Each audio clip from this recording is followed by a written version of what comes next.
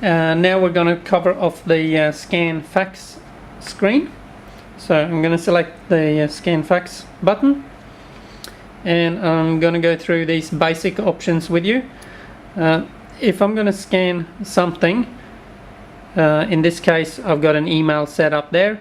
So to scan a very simple document to email, all I need to do is to press the email. In this case I've set up my own email address in the address book, so I'll just select that one, put the document face up in the document feeder and hit start, and that document is now emailed to me with the default standard settings. If you want to make any adjustments to the settings, I'm going to go through these and explain what they are. So same thing again, from the address book I'm going to select my email address, and down the side here these are similar to what you see on the copy screen. The first one is simplex duplex, so it's default to single-sided. If the document that I'm scanning is double-sided, I'm going to select double-sided, or there was also an option in there for cover plus two-sided, which means that your first page is single-sided but all remaining pages are double-sided. So you can select the option you need in there. The next one along is called resolution. We normally set the machine's default to 300 by 300 dpi, which is a standard scan resolution for a text document.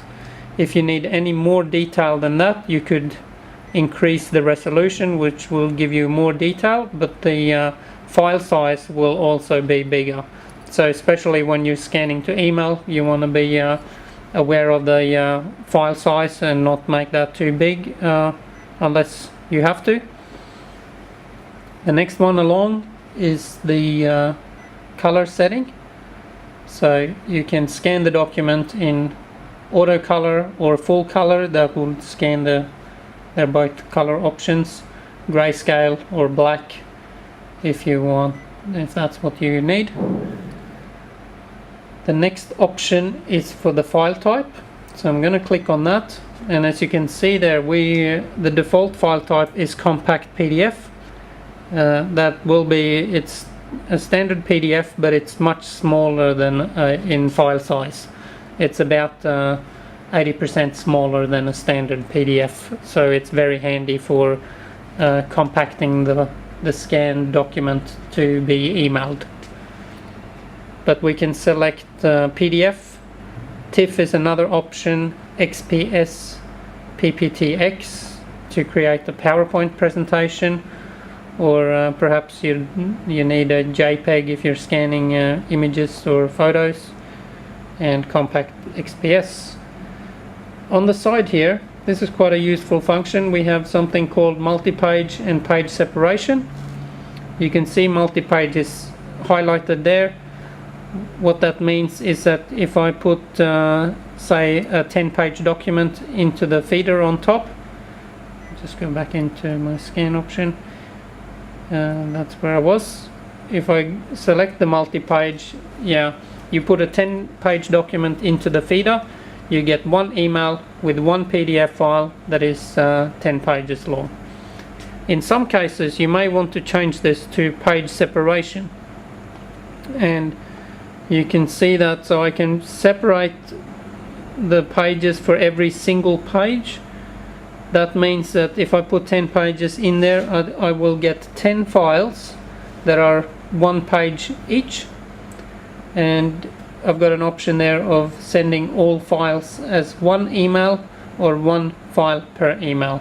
So if I selected one file per email, I would get 10 emails with one PDF file in each one and one page in each PDF.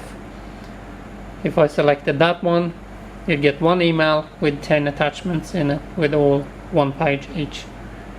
And if I change that one to a say 2,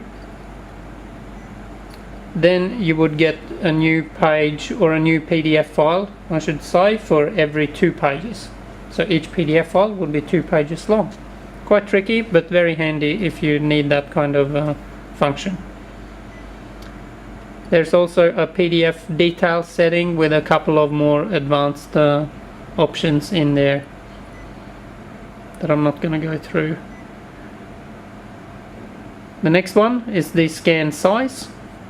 Generally, you don't need to, if you're scanning standard size documents, you don't need to worry about this because the machine will determine the size automatically. But of course, you could select any other sizes or even a custom size. If you need to type in the size of the document, you can type that in there and scan a custom size. The last one on the screen here is the file name and subject and from address, and this is quite handy if you scan to email and you want to give the PDF file a meaningful name. So I'm just going to select my email first, go into the file name to show you what I mean. See, this file name here has like it's a default generated file name that is not very meaningful if you want to send this attachment to, say you want to forward it to a client or someone else. So I can tap that little keyboard there. You see the file name in here, hit the C button to clear the file name, and I can call it my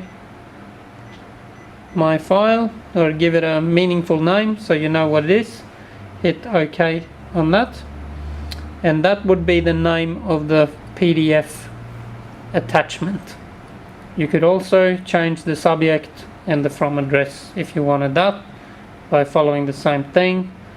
Hit the keyboard icon or select from the list.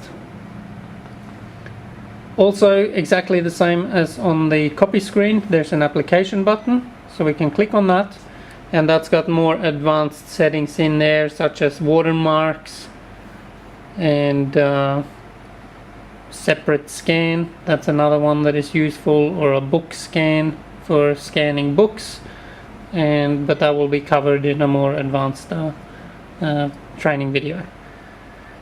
And that's basically everything covered from the scan screen.